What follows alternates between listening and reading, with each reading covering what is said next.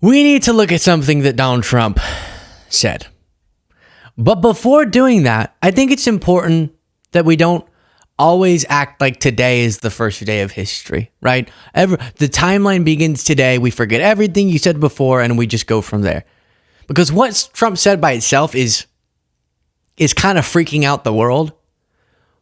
But it's even more outrageous whenever we consider Trump's message in the past. Trump, as he's now venting, which we'll get to, probably doesn't want us to remember that there were times during the last campaign, and we said this was going to be for naught, but MAGA said, no, look, trust me, he's going to be a unifier. Some of them did. Some of them said he's going to absolutely destroy you and get your show off the air or something. It's going to be great. But some of them said, no, I think this is the day Trump became presidential. What am I talking about? Well, you might not remember that there were times when Trump acted like his victory would be unifying. This is from the RNC. By the way, while you're watching this video, please do click the subscribe button if you appreciate this show and you don't think it should be ripped off the air. Together we will launch a new era of safety, prosperity, and freedom for citizens of every race, religion, color, and creed. The discord and division in our society must be healed. We must heal it quickly. As Americans, we are bound together by a single fate and a shared destiny. We rise together or we fall apart. I am running to be president for all of America, not half of America, because there is no victory in winning for half of America. So tonight, with faith and devotion, I proudly accept your nomination. So I remember when we covered that. I can remember where I was. It's almost traumatic to think about after the last few weeks of events. But I said his first chunk of the speech was supposed to be unifying. And I don't buy it for a second. But we were told by so many pundits, mainstream centrist even. I don't know why I emphasized them on that so long. And then obviously right wing. You had them saying, no. It is now Trump who is the unifier. It is now Trump who through prosperity will bring us to greatness together. Given his recent rhetoric, he may not want you to remember that he promised this. I will govern by a simple motto: promises made, promises kept. We're going to keep our promises. Nothing will stop me from keeping my word to you, the people. We will make America safe, strong, prosperous, powerful, and free again. And I'm asking every citizen all across our land to join me in this noble and righteous endeavor. That's what it is. It's time to put the divisions of the past 4 years behind us. It's time to unite. And we're going to try. We have to try. And it's going to happen. Successful. He's saying he's going to try to unite us. Let's start with part 2 of this Christmas message, okay? Here's what he had to say on Christmas, which should be a more unifying one than other days. Merry Christmas to the radical left lunatics who are constantly trying to obstruct our court system and our elections, and are always going after the great citizens and patriots of the United States, but in particular, their political opponent, me. They know that their only chance of survival is getting pardons from a man who has absolutely no idea what he's doing. Also, to the 37 most violent criminals who killed, raped, and plundered like virtually no one before them, but were just given, incredibly, a pardon by sleepy Joe Biden. I refuse to wish a Merry Christmas to those lucky souls, but instead will say, go to hell. We had the greatest election in the history of our country. A bright light is now shining over the USA, and in 26 days, we will make America great again. Merry Christmas.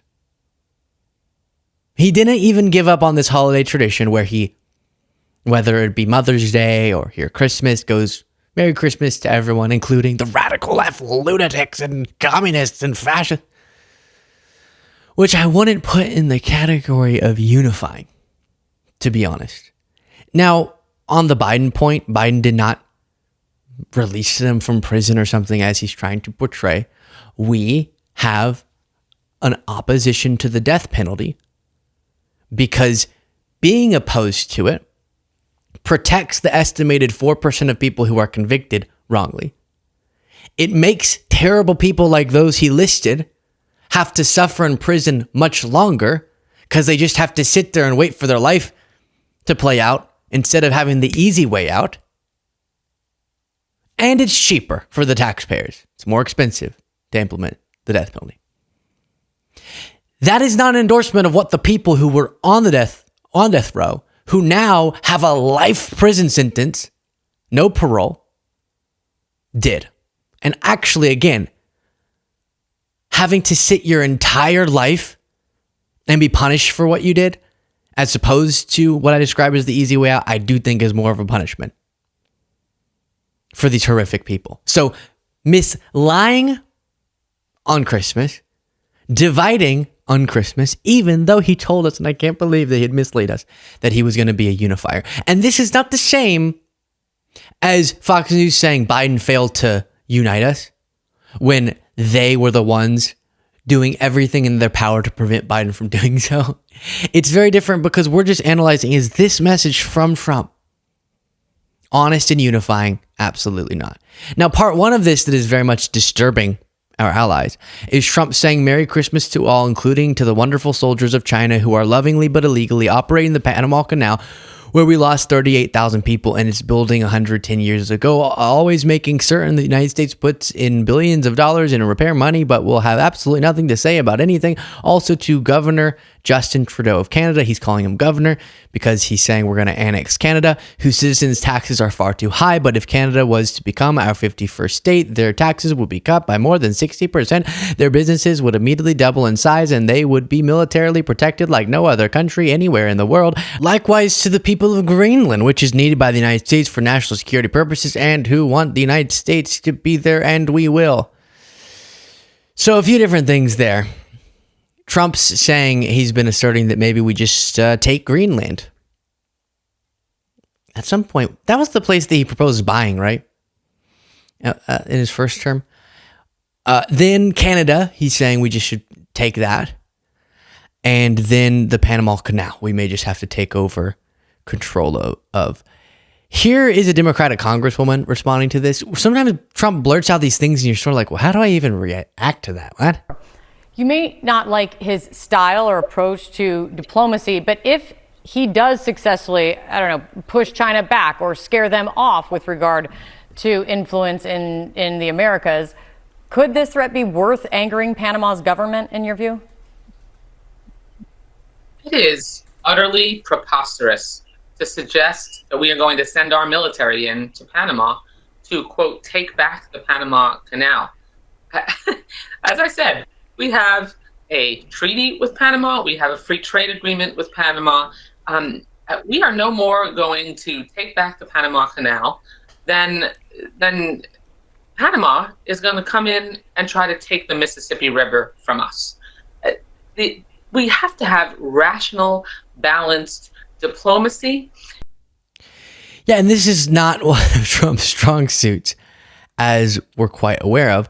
But what then ends up happening, here's a Republican congressman, is people try to add intellect to a statement that wasn't crafted through intellectual means. Remember, we have China and Cuba, we have Maduro in Venezuela, we've had Russian ships there, and the Panama Canal is critical to our national security. And at present, it is being run by the Chinese Communist Party.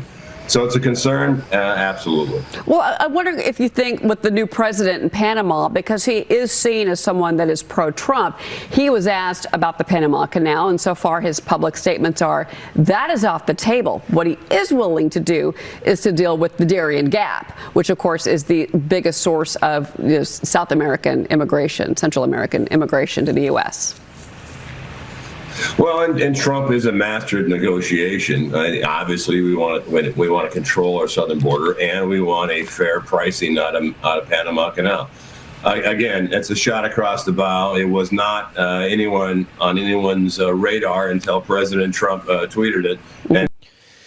Yeah, so that's always the defense, as if you can't just thoughtfully deal with global issues in a way that doesn't cause more antagonism even from our allies towards us, and then can botch progress. Like, for example, we have been in recent months, especially in years, been making a lot of serious progress in working in coordination with Mexico on immigration issues. It's one of the reasons why after that huge spike in border crossings, there actually have been policy achievements leading to a huge drop, a huge plummet in border crossings.